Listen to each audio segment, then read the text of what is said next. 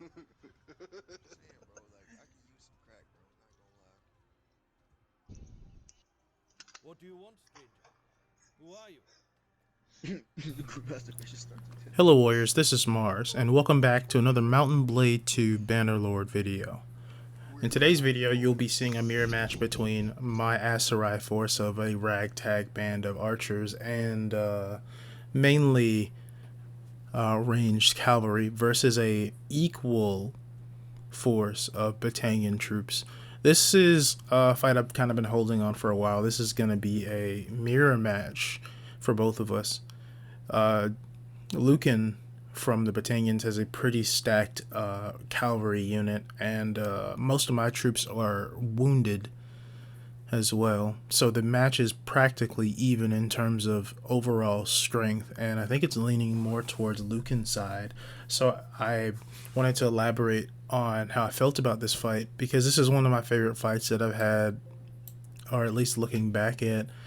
I remember I didn't have a really strong unit at the time, and I kind of just threw this together because I was during this campaign I was fighting against the Vlandians for a extended period of time, and then had to switch sides to the Khuzaites and then run towards the center to fight the Battanians.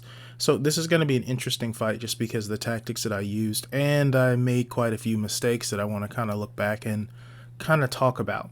Anyway, I haven't posted in a while, or posted a long format video in a while. I've mainly been doing shorts. I kind of want to give a little bit of feedback on that. I haven't had an enormous amount of time to make a whole lot of videos recently, and I kind of want to get back into the groove of making more concise and distinct gameplay videos. So I hope this is something everyone will enjoy.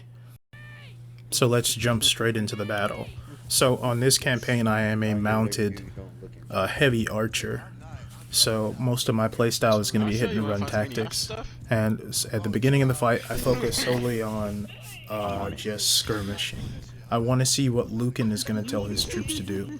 So he has about 53 horsemen. I have about roughly 45, so we're relatively even. Most of the troops on both sides are elite troops.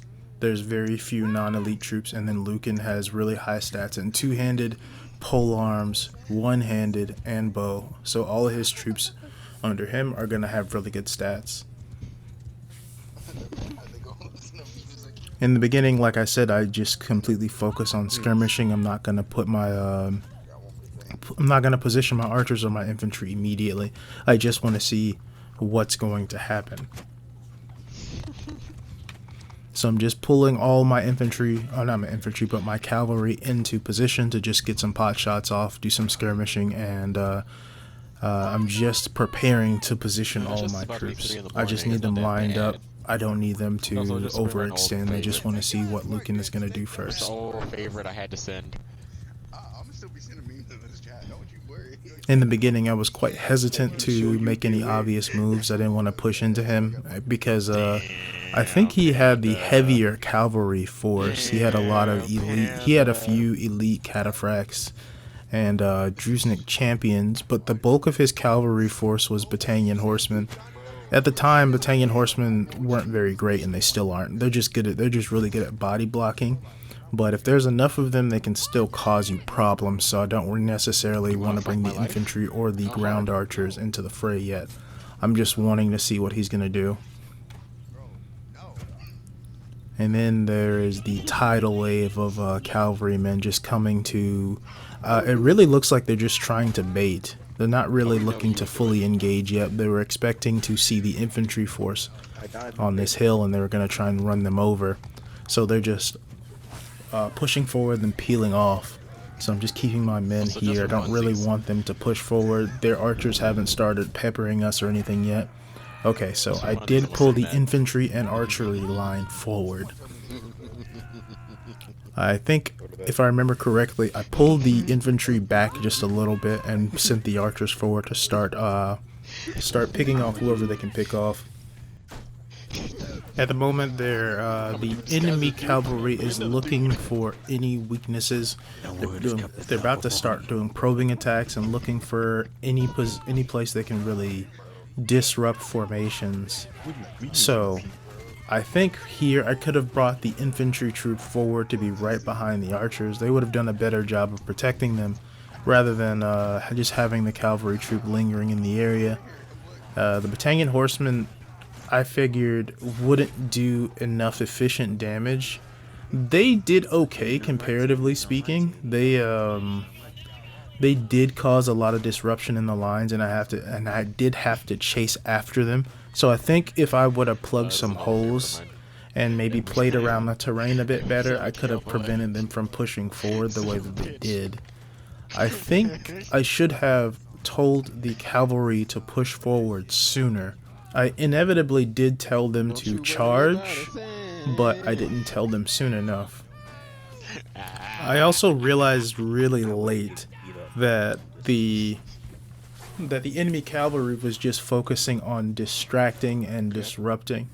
They were just waiting for the enemy archers to get in position. They were just trying to really focus on disrupting our lines and getting us focused on them. Which is, we didn't mount that many losses, but it starts to play out as the scene goes on. Like where I'm just focusing on trying to hit any cavalry, trying to play more defensive when I'm really the attacker, and then it kind of dawns on me, oh, we're about to get hit by the Fians that they have, which they do. They take down some of our archers, and I realize, oh shit, we need to go put some pressure on them right now, or we're gonna have some problems. So I ended up moving all of the cavalry with me and pushing straight into their archery line and just focusing on disruption. So now the goal is to focus on disrupting the archers as best we can, and then preparing to move the infantry into position. So their infantry is kind of moving back and forth. They're deciding whether or not they want to be in position there next to their archers, or they want to go after our archers or assault our infantry force. I think their infantry force was about 30 men less than what we had. We had about 53, they had about 28. So they weren't going to win the serious engagement, especially since I ended up moving the infantry closer to the archers. Now that the cav is in this area, we're trying our best just to put pressure on the archers, and I have to think of a way to start assaulting, which I really just end up telling all the cavalrymen to just charge and focus on dealing as much damage as they can. And I feel like I made a mistake here. I'm not sure if it's going to show in this scene, but I ended up moving the main body of infantry, shielded infantry, further away to around the rock. Yeah, it's about right there. I moved them there instead of telling them to go straight into the archer line, which, looking back on it, it may not have been that big of a mistake, although it would have been better to have them deal with some of the archers and the infantry, and then I move them there and then I forget about them. I forget that I moved them pretty much out of the battle, and I don't tell the shock troops to do pretty much anything until I give a full general charge. So right now this is mainly a cavalry and archery battle. Everyone's just doing whatever they can to drop as many infantry and archery troops as they can. Nobody is going to go trust the shielded infantry, and I ended up telling them very, very late in the fight to go and assault the remaining troops. And this was a close fight, I guess, because it was my own mistake. I kind of had the fight won early on. I just didn't realize it. I was too concerned about the cavalry, and I ended up making too many rookie mistakes when this could have been a significantly easier battle. I could have saved a lot of more troops rather than I did. But as the fight plays out, we still have a relatively larger force, and we just wipe out the rest of them. I'm still debating with myself, thinking that I could have wielded the infantry a lot better than what I did. I could have used more ranged weaponry and just positioned my infantry close enough to the archers and had them throw their axes and javelins, and things would have turned out a lot better in terms of troop casualties. It could have been about 30 or 40% less. But anyway, I hope you enjoyed the video. I plan on doing a few more videos like this in the future, outside of my larger projects that I do have planned, and I hope I can get them done soon enough before I forget about them. It's like I said earlier on in the video, I haven't had a whole lot of time to make content, but I'm hoping to become a bit more disciplined and make some changes in the future.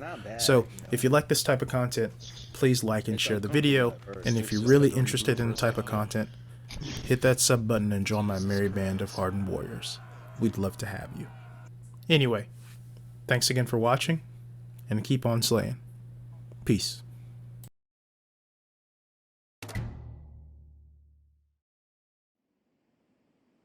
Damn, cat. I'm gonna just ask her a simple question.